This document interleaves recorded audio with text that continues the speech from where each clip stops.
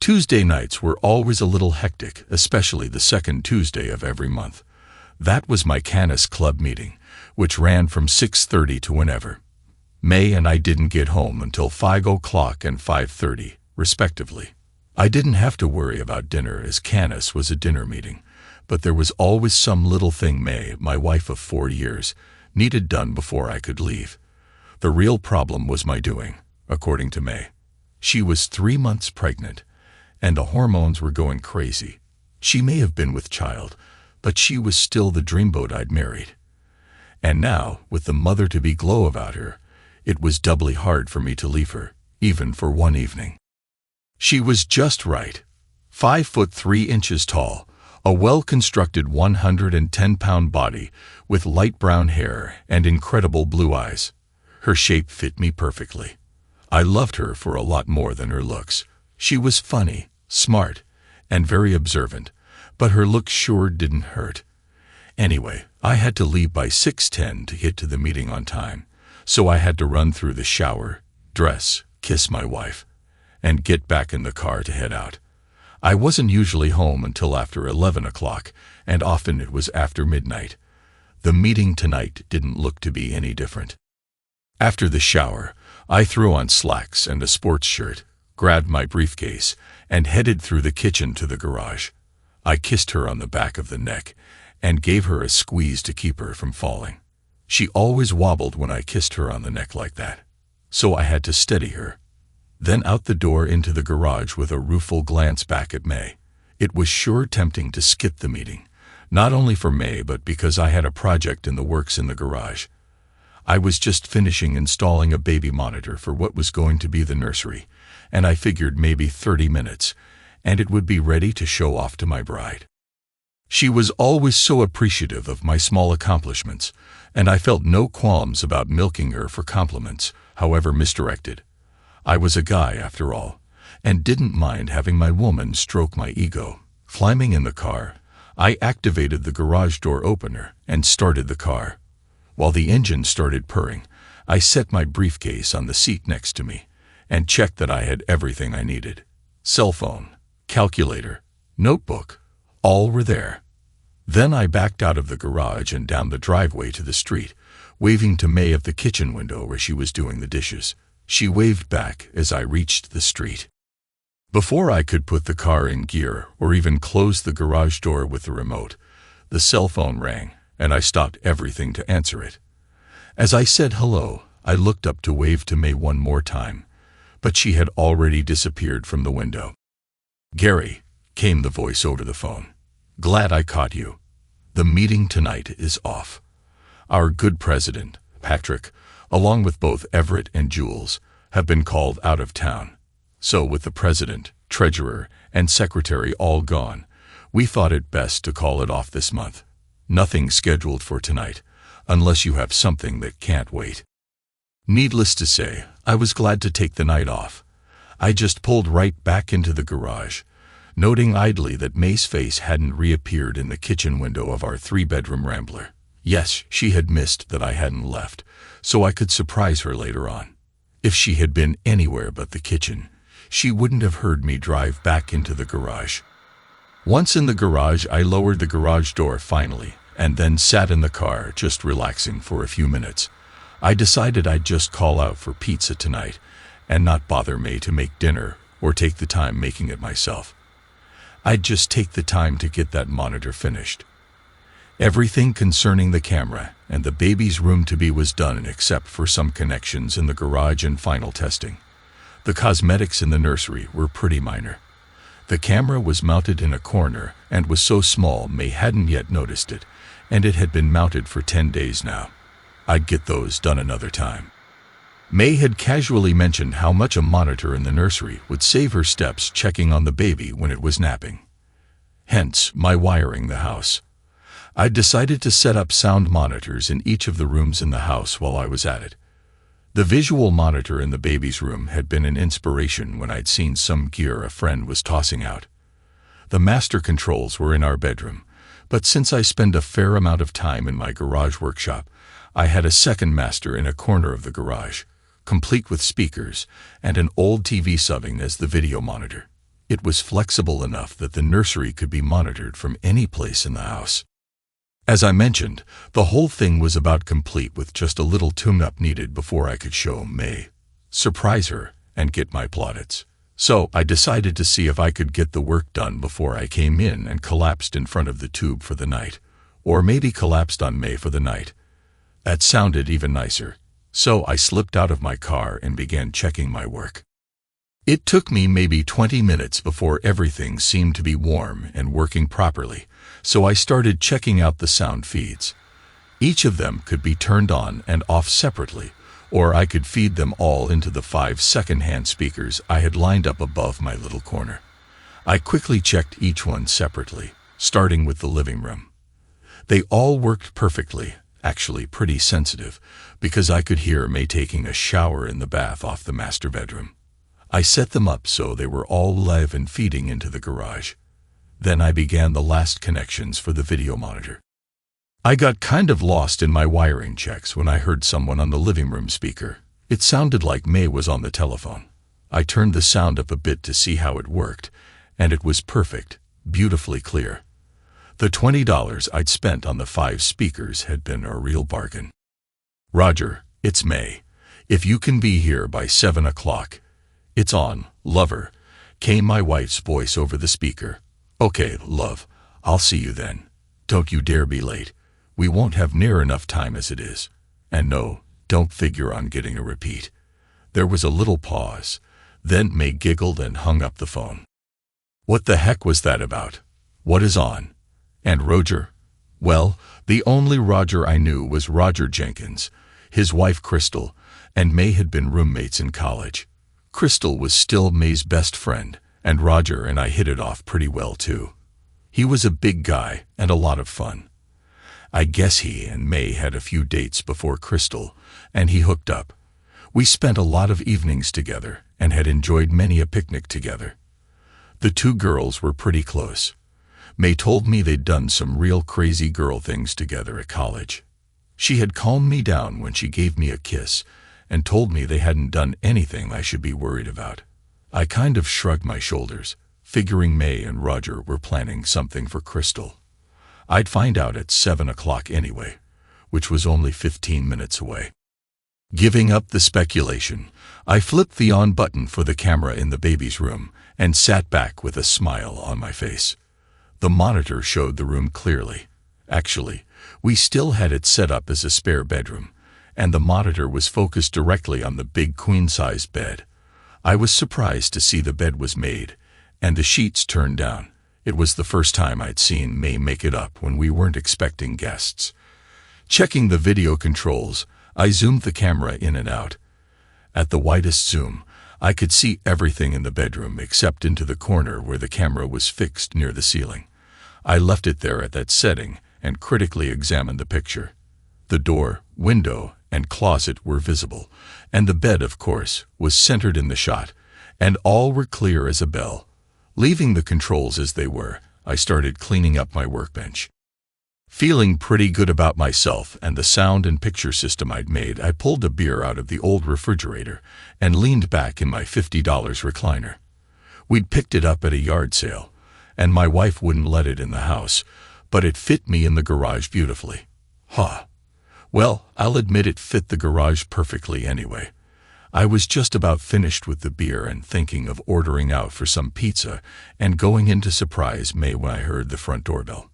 A second later, I heard the door open and heard May greeting the visitor. "Hey, I've had a hard time waiting. Come on in, Roger. We have until 10:30, and then it's over. But until then, I'm yours all the way." I was stunned, not by the words, but by the way my wife's voice sounded. The only time I'd heard that husky timbre in her voice was in our bedroom, or when we were on our way to the bedroom. It was her "do me, baby" voice. I choked on the last mouthful of beer and sat bolt upright. On the speaker, I heard the front door shut. Then May's voice again. "Damn, Roger. From the look and feel of this bulge in your pants, I'm not the only one who had a hard time waiting. Looks really good. Come here, honey. Give me a real hello," I heard Roger say. Then there were several minutes when it was almost silent. All I could hear were a few grunts and moans. Then, "Roger, not here. Come on back to our room. I've got it all set up for us," from May. I thought I was going to be sick to my stomach. It sounded like May was taking him back to her bedroom. Jesus, what was going on? I didn't know what to do. My first impulse was to burst through the door into the kitchen and throw Roger out of the house. Still, what was actually going on? I took a big breath. It couldn't be what it sounded like. May and I were in love. I was sure she had been as faithful to me as I had been to her. She teased me about looking at lovely women, but I knew she was sure it was only looking. I'd never really had an impulse to stray. We were compatible lovers. She always had all she wanted when we made love. She was used to multiple climaxes, and I never finished loving her until I was convinced she really didn't need or want any more. This had to be a misunderstanding on my part. It had to be. She was my best friend. She was going to have my baby. I was just sitting there in the ratty old lounger when my eye caught movement on the monitor in the baby's room. The door opened, and May gently pushed Roger into the room with the made-up bed. She pushed him around to the other side of the bed, between the bed and the window. Then she swayed back around to stand on the other side, in front of the closed closet doors. She was looking across the bed at Roger and almost right into the camera. May was dressed in her worn-out, ratty old Saturday/Sunday morning robe, which reached to just mid-thigh. Her hair, however, was pulled up into a sophisticated bun atop her head, emphasizing the slender column of her throat. She had applied makeup, just the right amount. She looked like a princess receiving her prince, except for the ratty old, worn-out robe. On her feet, she was wearing the pair of high-heeled slippers I had bought her for her birthday 2 months ago. She had worn them that evening, and I had told her how they emphasized her magnificent legs, but I didn't remember them being out of her closet since then. Now, sooner had that thought come to me when I knew. No, I hadn't seen them out of her closet since then. I felt like I was about to cry. This couldn't be happening. My wife stood tall and proud across the bed from one of my best friends, looking directly into his eyes. Her hand slowly came up to the throat of the robe. With her left hand holding the robe closed at the neckline, she used her right hand to unsnap each button, slowly working her way down. When each fastener came loose, the robe would billow out around it, teasing Roger with glimpses inside her robe. Once she had undone all the buttons, while continuing to hold the robe closed, she brought her right hand back to her throat, and using both hands, she slowly peeled the robe open. Once open, she stood for a moment, letting us admire the vision framed by the robe. Then she let her hands drop, shrugging her shoulders to let the robe drop and puddle around her feet. She was wearing the lingerie I gifted to her on Valentine's Day. She had modeled the set for me on Valentine's Day. I had not seen it since. Still looking into Roger's eyes, she held up a hand and crooked a finger at him, ordering him to come to her. When he turned to come around the bed, I saw my former friend's stunned face. He choked out, "May, I was expecting to be with you tonight, but you have made this really special for me. God, but you are beautiful." They both got undressed. I suddenly came out of my dazed depression. No matter how this worked out, I was going to need proof of what was happening. Thinking for a minute, I hurried into the now deserted living room. Making as little noise as possible and working quickly, I got a fresh SD card, took it back to the garage, hooked it up to the monitor, and turned everything back on. The monitor came alive, showing Roger and my wife. I almost cried. Through the tears, I saw them move to the bed, clasping one another tightly. They started going at it. It seemed to go on forever. Roger was driving into her relentlessly. After maybe 15 minutes, she tried to pull out from under Roger. I stared at the sickening scene on the monitor for a few more minutes, then got up and began pacing. I knew if I walked into that house, murder would be done. I was sick to my stomach and totally unable to think of what I should do next. "Roger, unless you want Gary to walk in on us, you have to go." Now." And she bent, picked up his clothes, and handed them to him as she gathered the remains of the lingerie she had gifted to him along with herself, placing it on the dresser. I watched as May threw on her old robe and stripped the sheets off the bed, not even waiting for Roger to finish dressing before she had bundled them up and taken them to the washer in the laundry room between the kitchen and garage. When she walked back into the living room, Roger was there, and with the lilting brag voice men often use, he greeted her. "Hey, lovely lady, that was great. We really have to talk about doing it again." "No, Roger," she answered. "I meant it when I said just the once, and only because of our deal. And I guess for old time's sake too." Roger answered, "Sure, honey, I understand. But sometime you may get to thinking of us sometime in the future. This was just for once, I agree. But if you start thinking about how great it was, maybe we can try it again." I heard the sounds of another sloppy kiss before his footsteps seemed to fade as he went to the door. I could hear the impatience in my wife's voice and the little sounds she was making, but it didn't register at the time. Nor did the exhalation she made when she finally followed him to the door.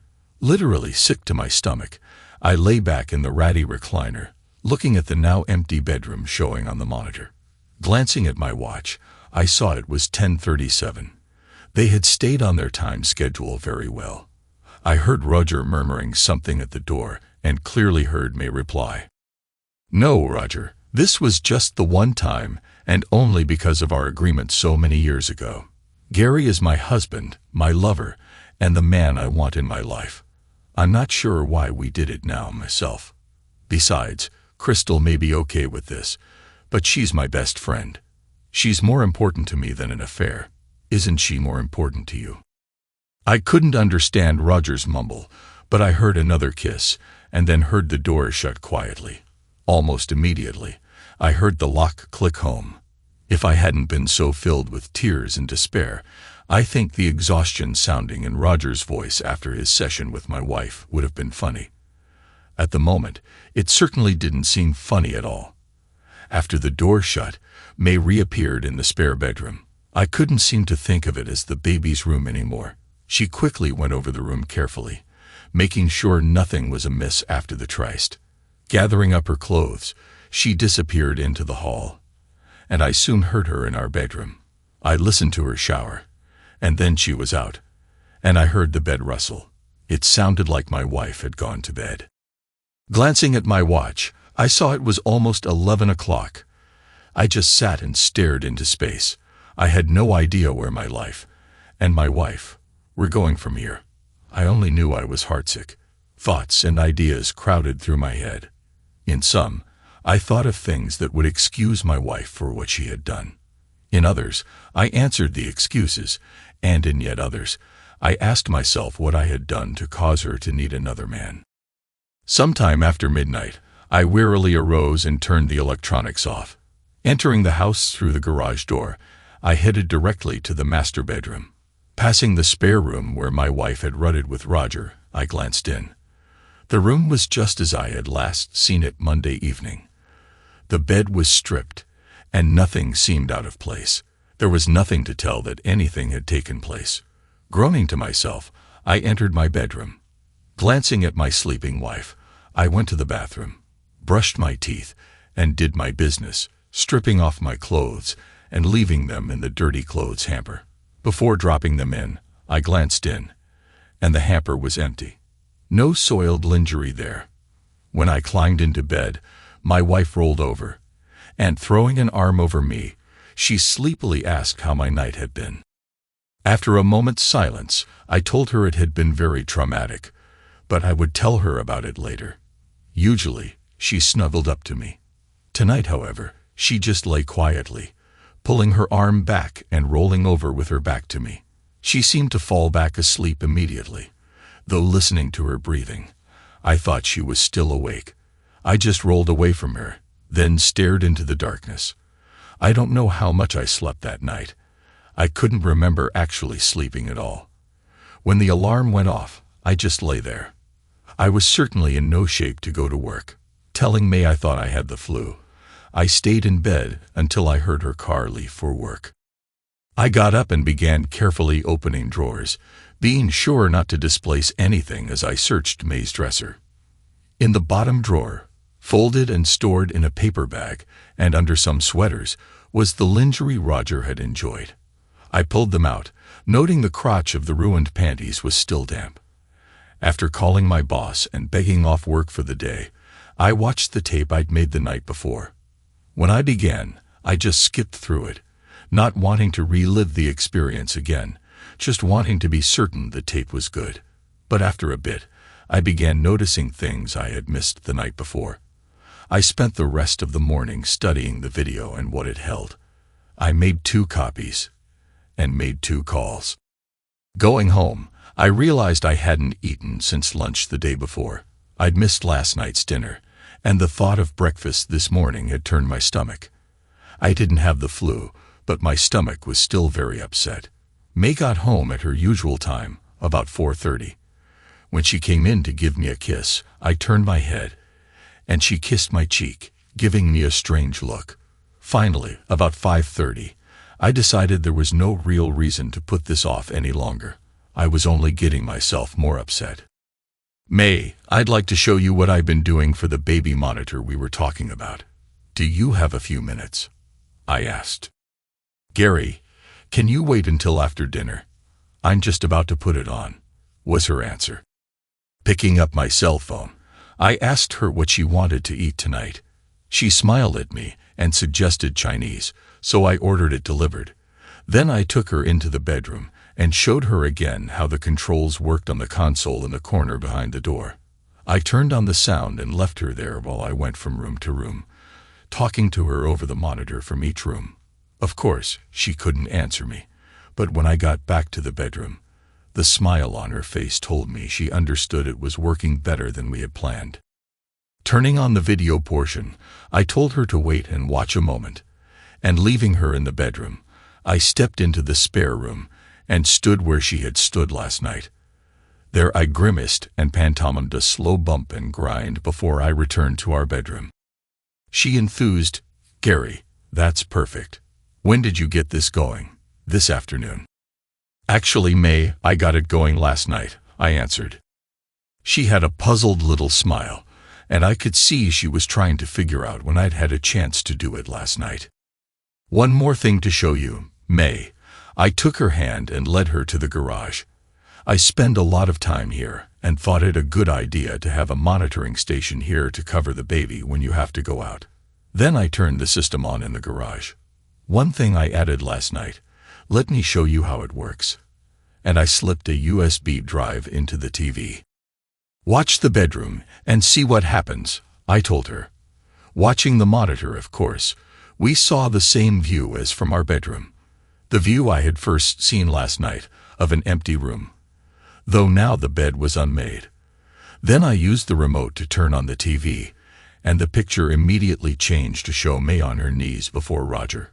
Glancing at her face, I saw the color had drained from it, and she seemed to sway before catching her balance. She looked suddenly at me, and I just looked in her eyes and pushed fast forward, stopping in just a couple seconds. Then I gestured to her to watch the screen again. When she looked back, she saw Roger grabbing at her panties. There was no sound, but we could see May say something to him. We both watched and then heard the small scream she gave, which I now realized was pain. Out of the corner of my eye, I saw tears running down May's face, and also saw the little cringe when she saw it again, the rough way Roger had driven himself into her. Stopping the video, I asked if she wanted to see more. My wife just looked helplessly at me. "Come in the house now, May. I think we have a lot to talk about, and I don't know where this is going." With that, I led her into the kitchen, where I sat her at the kitchen table, and then sat down at the end of the table next to her. "I can explain," May mumbled while the tears ran down her face. "That's what I need." "An explanation," I answered. "What is the explanation?" "Gary, this goes back to college and a promise I made one night to Roger." "How many years ago did you promise yourself, May?" I asked. "No, Gary, it wasn't like that. We were both drunk. Roger and I had been dating. He and I were an item. He was a hunk, and I liked him. For a while, I was wondering if he was the one. Everyone thought we were, but I didn't want to get committed, and he never really pushed for us to be intimate, though he had a real reputation as a lady killer. I started rooming with Crystal, and they began dating. For a while, he was going out with both of us, though I guessed Crystal, and he ended up in bed soon after he started taking her out. Nothing serious for Roger and me, but Crystal and he were heading toward where they are now. Roger had an interesting reputation among the co-eds. Until I came along, there was a lot of competition to get a one-night stand with him, and he was supposed to be pretty special in bed. I wasn't a virgin, I told you that, but I was pretty particular about handing out my favors. One night, Roger and I were sitting around my room, sharing a few drinks while waiting for Crystal to come back from whatever she was doing. We started talking, and as we drank, we both got more and more risque. Somehow, in our conversation, I told Roger that the only reason he and I hadn't been intimate was my fear of getting pregnant. That wasn't really the only reason, but it was one I could give him, and he had turned me on pretty hard on occasion. Roger was famous for not using a condom. He expected his partners to be on the pill. I don't know how now, but somehow I told him if there were no chance of him getting me pregnant, I'd let him have me. He kind of sneered at me and told me something like, "Yeah, sure." Anyway, we got to arguing, and after a while, I got a piece of paper and wrote a promissory note. I told him that if I could be sure he couldn't get me pregnant, I'd spend an evening in bed with him. When she paused, I was just staring incredulously at her. "How long ago was this?" I asked. "About 6 years," was her answer. May went on to tell me that the note was one of the jokes between Roger and her ever since then. We broke the news of her pregnancy to Roger and Crystal 2 weeks ago, and after the initial congratulations, Roger and I had gone into their garage to look at a problem he was having. Once I was out of the room, Crystal had looked her in the eye and told her the promissory note must now be due. May had been shocked that Crystal even knew about it, and stunned to discover that Crystal was taking it seriously. When Roger and I came in, I remembered a case of Dutch beer I had been going to bring to the cookout. Insisting it would only take a few minutes to get something special, I left the other 3 there and went home alone to pick up the beer. While I was gone, Crystal had raised the topic of the note again. May was surprised again to find that Roger had apparently believed the note was going to be honored. He was quite indignant to hear May was thinking of welshing on the agreement. This was all taking place after 3 hours of steady drinking, the last she would have until our baby finished breastfeeding. May had found herself agreeing to honor the old note. Before I returned, it had been decided between the 3 of them that she would entertain Roger last night. May, that's one of the strangest stories I've ever heard. And it's real hard for me to accept. I have to ask this. Who is the father of the baby you're carrying? May shrank, and the tears began falling down her cheeks again. How many other notes are now outstanding? And how many have you paid up on to date? Was my next question. May screamed at me. None. Gary, don't. I love you, Gary. This happened. It is the only time.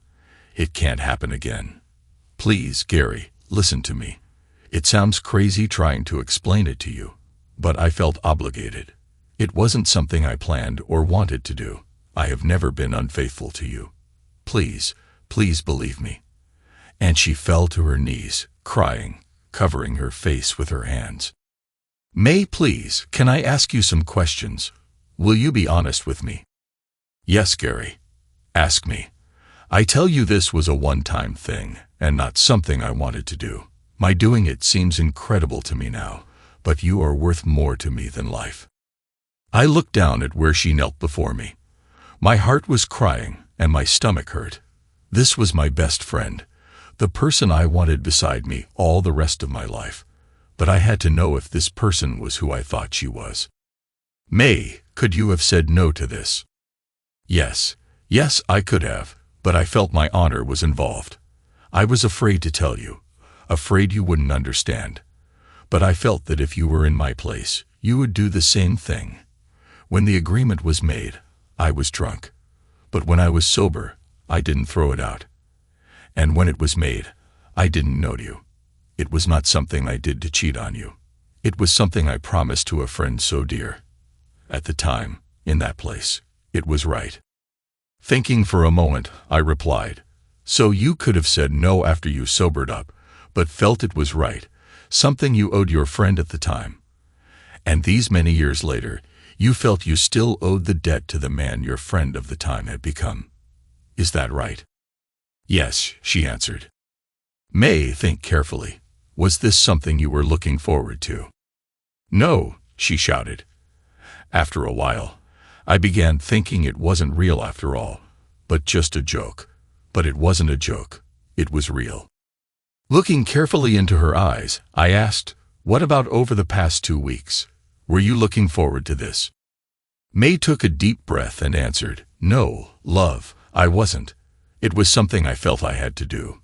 It was an obligation, not a pleasure. I just continued looking at her. May looked down at the table. She whispered, okay, yes, Gary. I guess I was looking forward to it. But not like you're thinking. I've never even thought of cheating on you, never wanted to. But all of a sudden, this was there. I felt I had to go through with it. And if I did, I saw no reason I shouldn't enjoy it. I never felt it was something I had to do, because you were not enough for me. It was something I had to honor, so I rationalized that I might as well make it special, because nothing like it would ever happen again. Taking a great shuddering breath, I let it out slowly.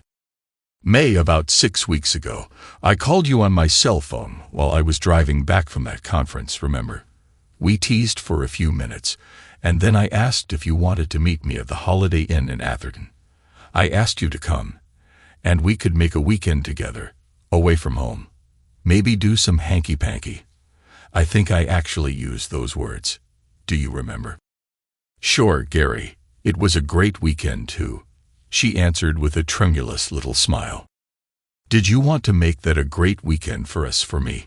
I asked. What a question. Of course I did. And it was, we had a great time. And she gave me a real smile this time. Do you remember what you packed to take with you for that weekend, honey? I asked. Well, not really. I took a nice dress in case we wanted to go dancing. And we did. And some comfortable clothes to walk. Just a minute, girl. I have to turn the video on again to let you understand what this question is about. And I turned and walked back to our bedroom. Partway down the hall, I turned to make sure she was following me. And she was. Once there, I turned on the bedroom TV. I hit play on the remote. It opened with May still kneeling before Roger. She stood up and turned to the bed, which had her standing facing directly into the camera in the corner, which was taping her shame. May, what in the world are you wearing there? I asked. She blushed and answered, my white lingerie. Yeah, wife. The set I got for Valentine's Day. Do you realize you have never worn it for me except to model it when I gave it to you? Well, sure, Gary, but there's been no place to do so. She suddenly stopped, looking confused. Well, you sure didn't wear it at the Holiday Inn. I sure would have remembered. As I recall, you had gone home and changed into a peasant skirt and white blouse, the one that buttoned to the neck. When you got around to taking those off, which was after dinner when we decided to go dancing, you were wearing the white cotton panties and the bra I think you probably have on now. Do you remember what you wore to bed that night after we came back from dancing? In a little voice, she answered, my Donald Duck t-shirt. Looking her in the eye, I asked, May, you just told me the Holiday Inn weekend was special and the date with Roger wasn't. Yet you wore about the sexiest thing you own. Something I bought you for us to share, for Roger. But not for me. What does that say to you? What does it shout to me?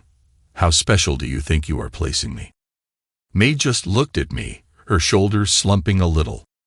Honey, I continued, if I didn't love you, we wouldn't be living in this house together.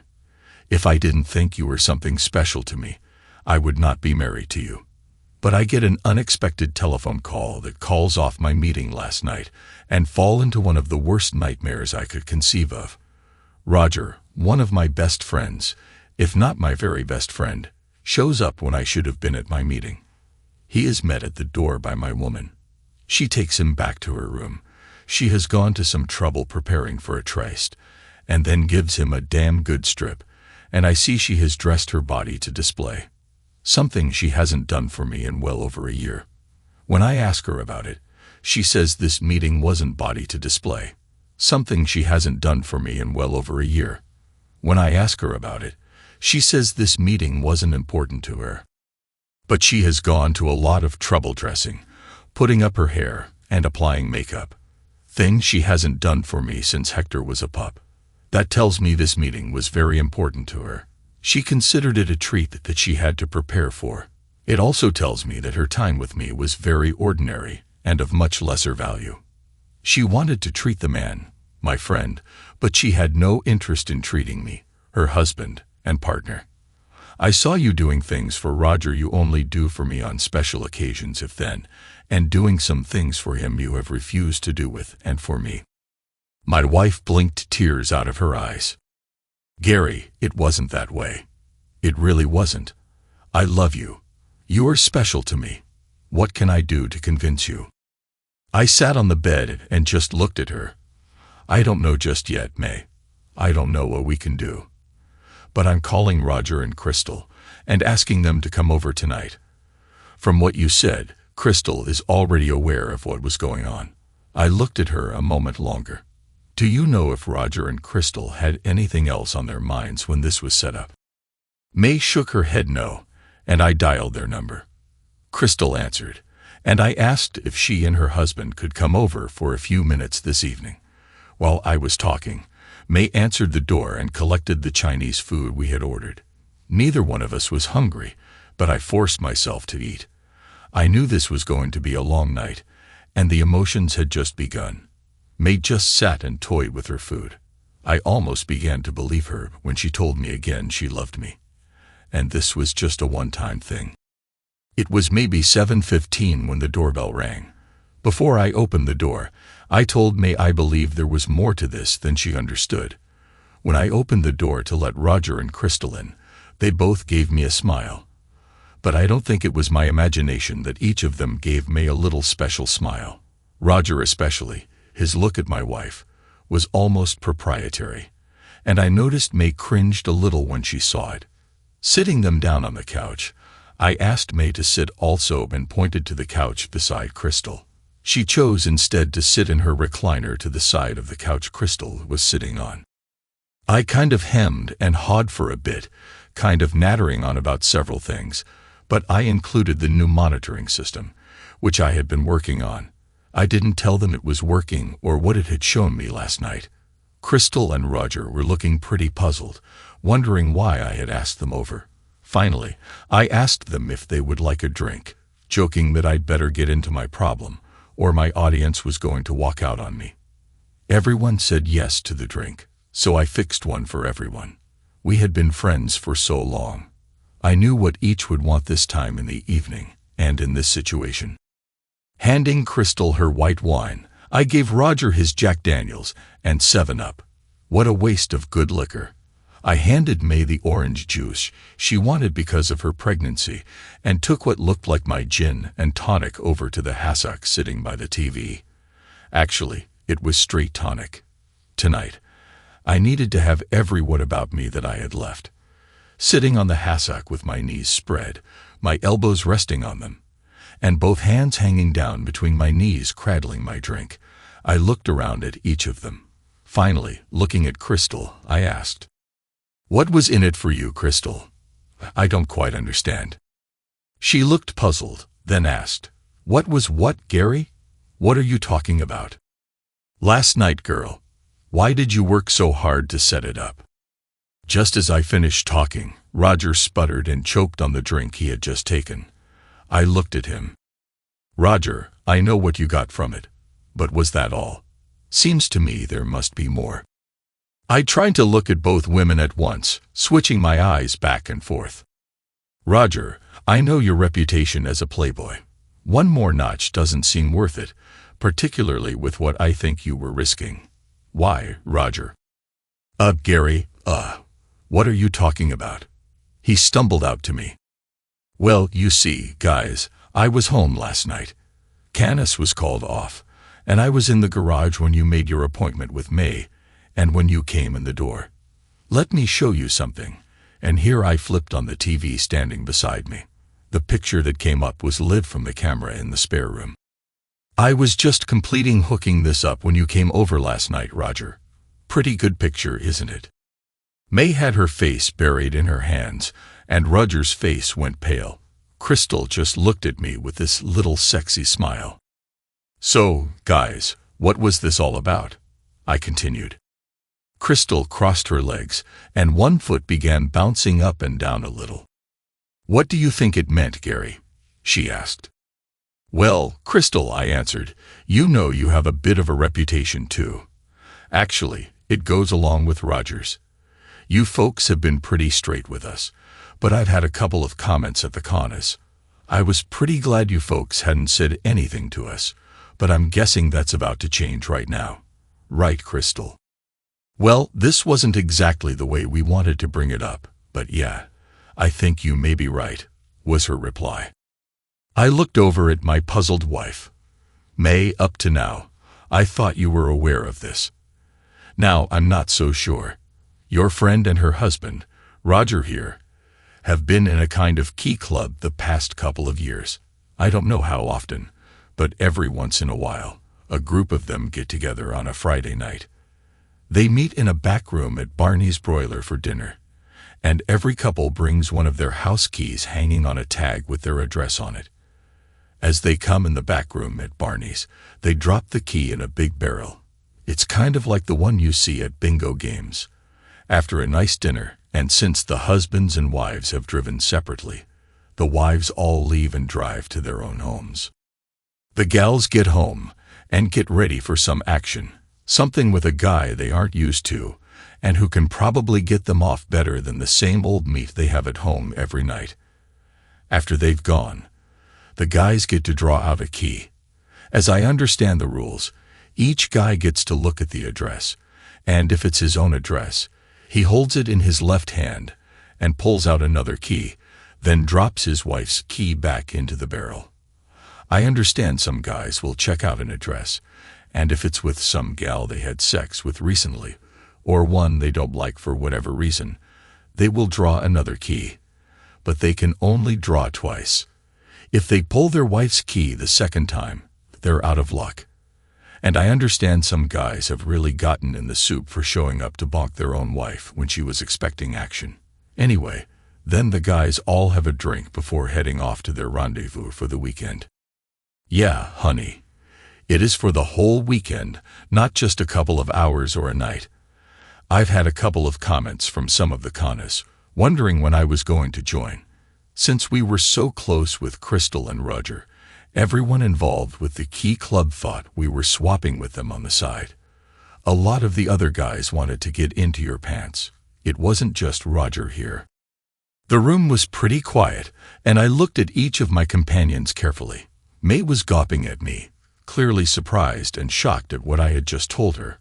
Her eyes were huge. Crystal was giving me this little simpering smile, and her foot was bouncing a lot harder. Roger was looking smug and a bit relieved after hearing my description. Honey, I began looking at May again. Before we go any further, I think you should know something about your last night's lover. May's face went white again at my description. She clearly didn't want to be reminded just how precarious our marriage was at the moment. As you saw last night, Roger is pretty well endowed. Here, May's face went completely red, and she buried her face in her hands again. Looking over at Roger, that smug look was permanent, along with one of the biggest grins I'd ever seen. The look he was giving me was one of condescension, but I figured I'd get rid of that before the night was over. Roger is the prize at these drawings. I understand all the wives hold their breath, waiting to see if they have drawn the real blue-blooded stud bull for the weekend, just like you described for the co-eds in your college. Looking at everyone's face one more time, I added, "So you see, May, you've already tasted the best." Roger was smirking at me, and when I looked at Crystal, she was smirking at May.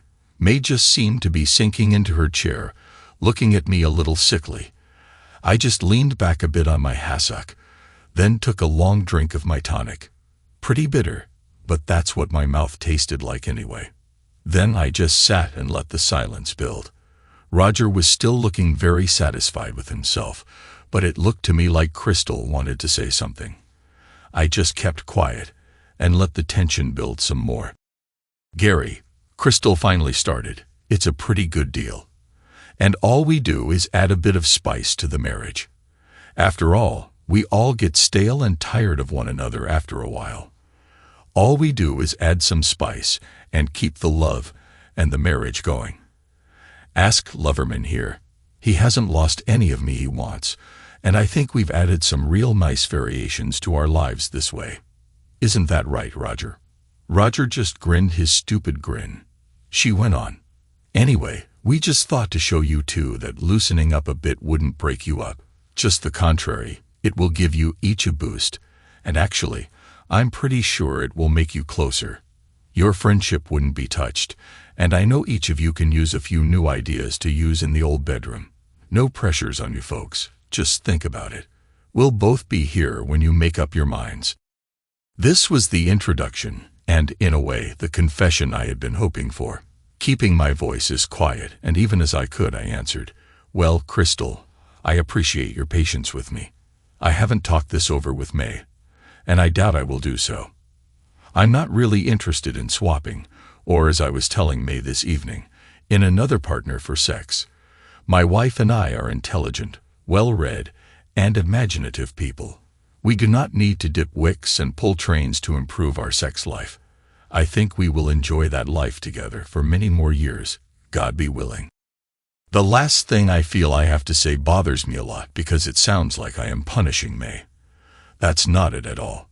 But May, as you have said several times today, Roger doesn't participate in safe sex. I have no idea of the medical condition of all of his many sex partners, nor does he really. What I do know is that you are now carrying our child. You are going to have to visit your doctor and give him some kind of story to cover why you feel you need to be checked for STDs. And this is going to hurt both of us.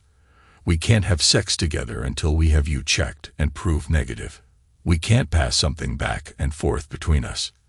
Do you understand, honey?" Looking over at our erstwhile best friends, I continued, "I feel betrayed by both of you. I'm not sure which of you I feel angrier toward. In any case, we will have to put a kibosh on getting together for the foreseeable future." I turned the TV off, and popping the USB drive, I gave it to May. She grabbed today's newspaper, sitting unopened on an end table, wadded up a number of sheets, placed them in the fireplace, and lit a match to them after adding the drive to the pile. She and I stood and watched the fire melt, and then burn that thing, with May feeding more paper to the fire until only burned black ash remained where the thumb drive had been. When I turned around, both Roger and Crystal were out cold. Well, the chemical works. I made a phone call. "Hey, Lopes, your package is ready." 3 hours later, at 11 p.m., my doorbell rang. I opened the door and welcomed Lopes. "You have something for me?" he asked. I pointed to the 2 limp bodies in my room. Lopes went back out and came in with 7 more men. They picked up Crystal, and as they went for Roger, I asked them to stop. I went upstairs and came down with a baseball bat. "I need just a few swings." Lopes smiled and put Roger on the ground. I know the points I wanted to hit: the kneecaps, the ankles, and the 2 family jewels, all done in a few swift moves. May stood there with her mouth open. I wish he was awake. I wanted to hear the screams. "He is all yours." They picked him up and took him out. Lopes came in after 5 minutes and sat with me. "Thanks for the samples. We needed them." "My pleasure." May was still sitting with her mouth open. After Lopez left, the night was cold, and May walked up to me and asked, "What happens to them?" "They are going to Mexico. There we have some kids learning medicine. They need some samples they can practice on." My voice was cold and flat. "What if someone comes looking for them?" she asked. "Lopes will take care of that." "You killed them. How can you be so heartless? You broke my heart and did not care what I would feel. You have no right to judge me. If you think that you can walk to the cops and sell me out, please try your luck. As per my understanding, I just ensured that they are useful to society." May was now shaking. "You said that we will be back, and we can have sex." "Well, my love, I lied. Here's what is going to happen tomorrow morning. We will get the DNA test done for the unborn child. We will wait for the results. If the results say that I am the father, I will help with the birth. However, we will not remain married. You will not take any lover till my son is 10 years old. If you do, I will ensure you are very useful. Tomorrow evening, we walk to the divorce lawyer and file for divorce. You can have the house, and I will give you support money till you get a job. Do I make myself clear?" May nodded and said, "I don't even know you were like this." I walked away and said, "Neither did I." The next day, we filed for divorce. 3 weeks later, we got the DNA report. It was my child. 4 months later, we were divorced. 2 months later, my son was born. I spend a lot of time with him. May and I do meet and talk, but I could never love her again. She never took a lover, and I helped her with support for the next 5 years, till my son could take care of himself. I never dated, and all my energy is only for my son. And yes, Lopes did send me a big thank you gift. No one came looking for the 2 samples I had sent. Thanks to everyone who took the time to listen to today's stories. If you enjoyed it, please consider liking and subscribing if you haven't already. Feel free to share your thoughts on the events in the comments below. Take care.